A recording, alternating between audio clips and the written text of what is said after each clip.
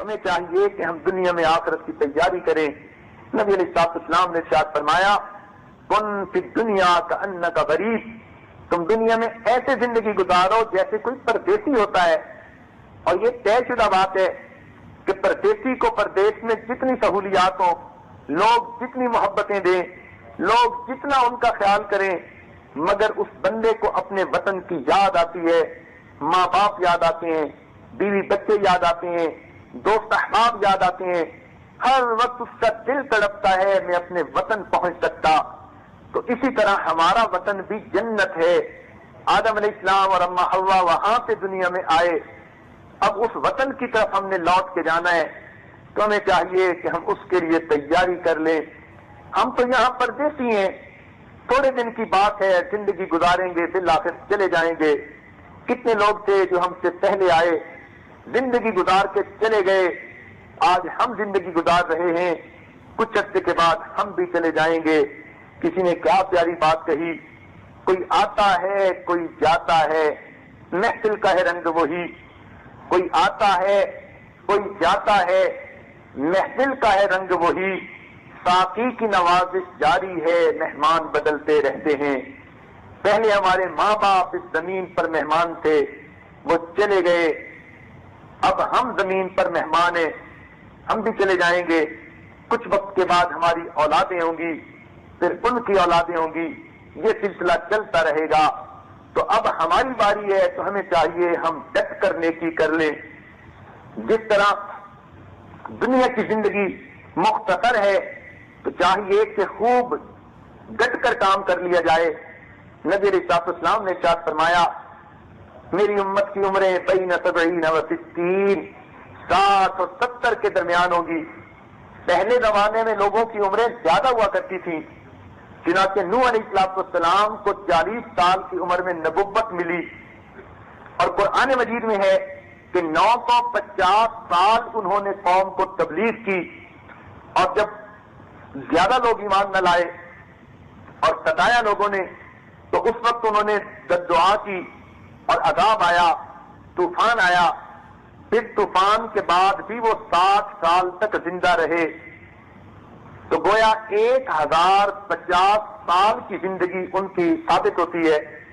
اب سوچئے 1000 سال سے زیادہ کی زندگی انہوں نے گزاری، اور آج تو 100 سال کی عمر بھی کسی کسی کی ہوتی ہوگی، ورنہ اس سے بھی کم ہے.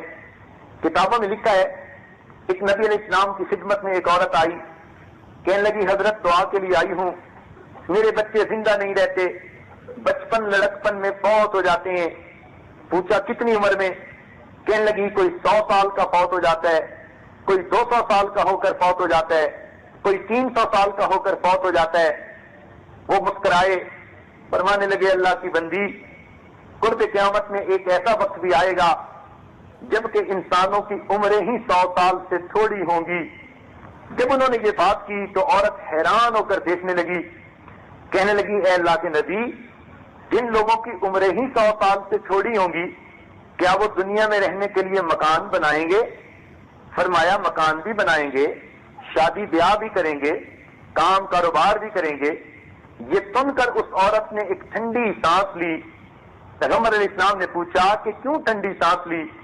وہ کہنے لگی اے اللہ کے نبی، اگر میں کبھی اس وقت میں ہوتی جب عمریں ہی 100 سال سے تھوڑی ہیں تو اتنا تھوڑا وقت تو میں ایک سجدے میں ہی گزار دیتی.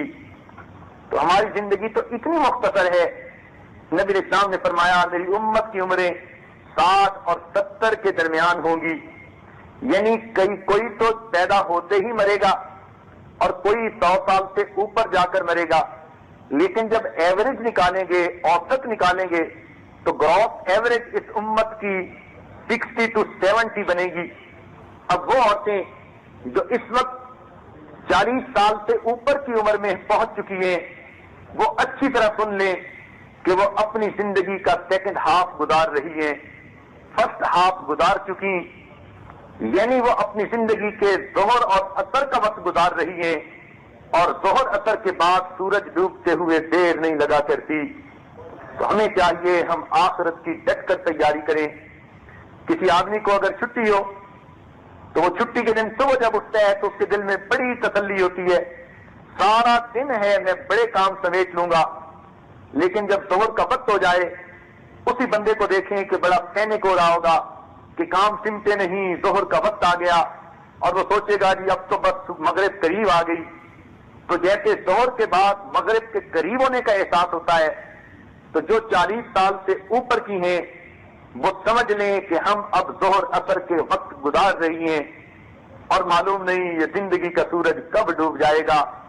यूं तो पता नहीं, जवानों को भी मौत आ जाती है, बच्चों को भी मौत आती है, लेकिन एक उसूल बता दिया, मिसाल समझाने के लिए बता दी कि अगर 60-70 की उम्र को हम एवरेज उम्र लगा लें, तो इसलिए जो 40-35 से ऊपर की औरतें हैं उनको तो बहुत सीरियसली आखिरत की तैयारी शुरू कर देनी चाहिए। एक और मिसाल से ये बात जरा क्लियर हो जाएगी।